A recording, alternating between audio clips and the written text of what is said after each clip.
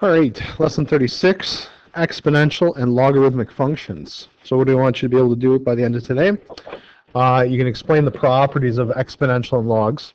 So I expect you to give me some of the key expectations, or key properties, and I want you to be able to determine the limit of a function that contains either type. So those are the two goals here today. So looking at your notes from exponential functions, I want to pick off the key properties for myself.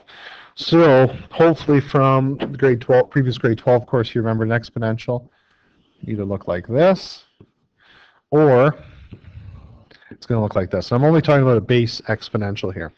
So what are some of the properties? Hopefully you're thinking to yourself, well, the x-axis is a horizontal asymptote. So that's important for us. Second property, the variable x is in the exponent, i.e. the equation looks like this.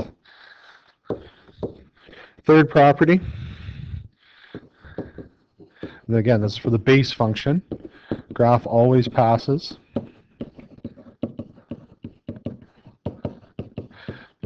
through the point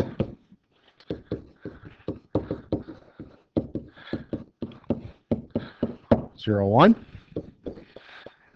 And the fourth one, and the last one I'm going to be concerned with, if our base is greater than 1, we have an increasing function.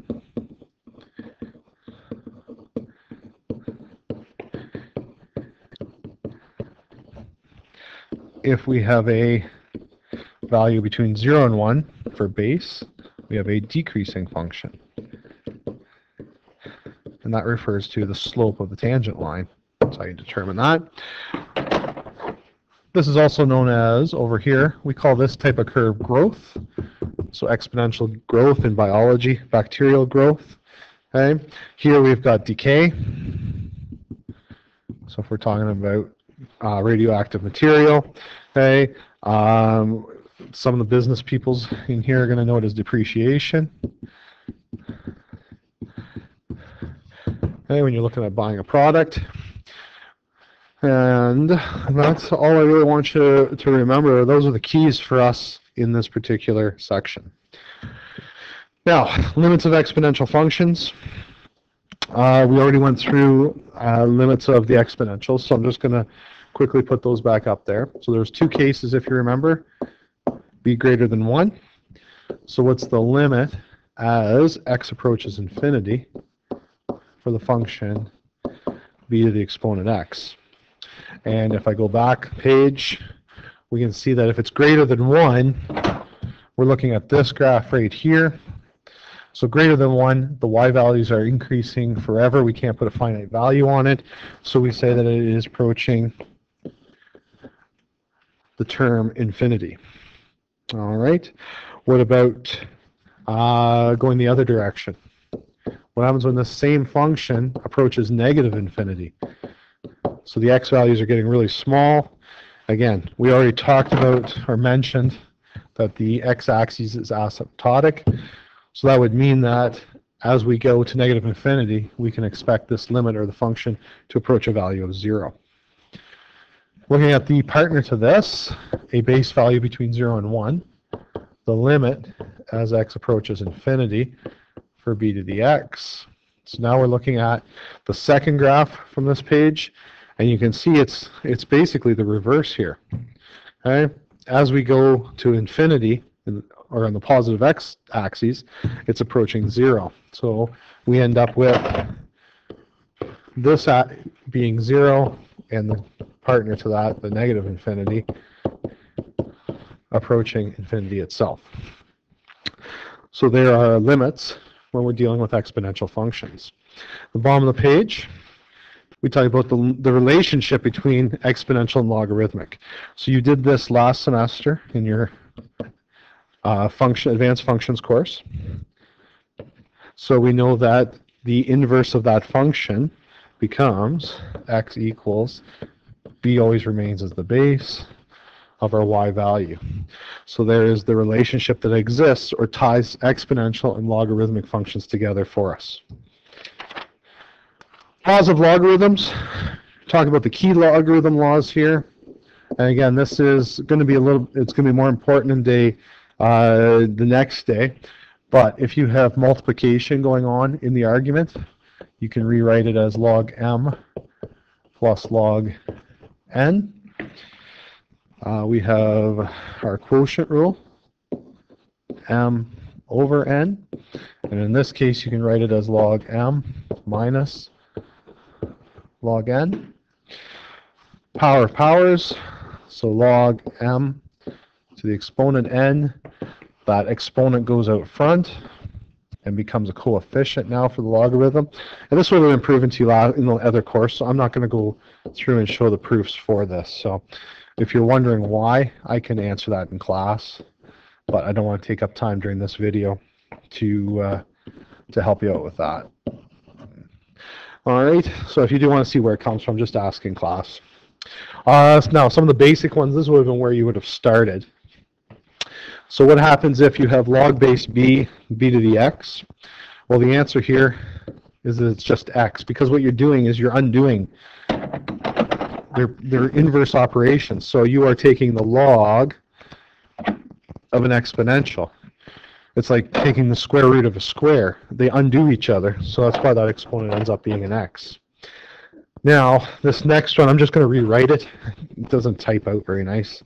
So it's b to the exponent log base b of x. That's what it should look like. And again, we are now taking the exponential of a logarithmic. So that's like saying we're going to subtract 3 after we add 3. They undo each other. So again, the answer will be x.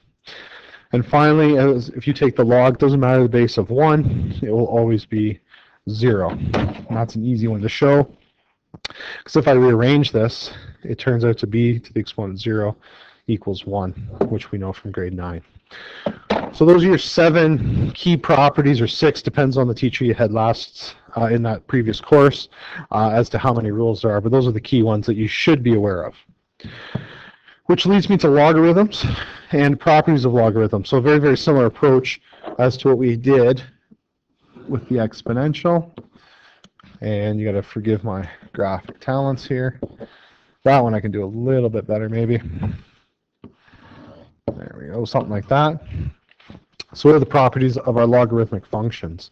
I'm trying to keep them in the same order as we did with the exponential. Now, the y-axis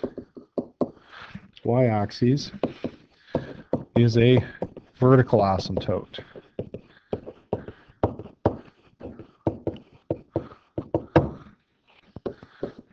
Okay.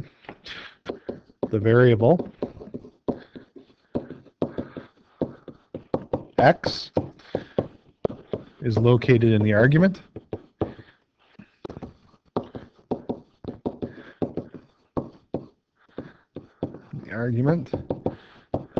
So for example, y equals log whatever base 5x. So that x is located in what we call the argument. Third one, always passes through, I should say the graph, always passes through graph. Always passes through 0, no, 1, 0. Make sure I have it in the right order here. Okay, so it passes through. This is 1, 0, and 1, 0. And the fourth one, the values of b. So if b is greater than 1, which would be our top function, we have a decreasing function. Decreasing function. And if b is between 0 and 1, we have an increasing function.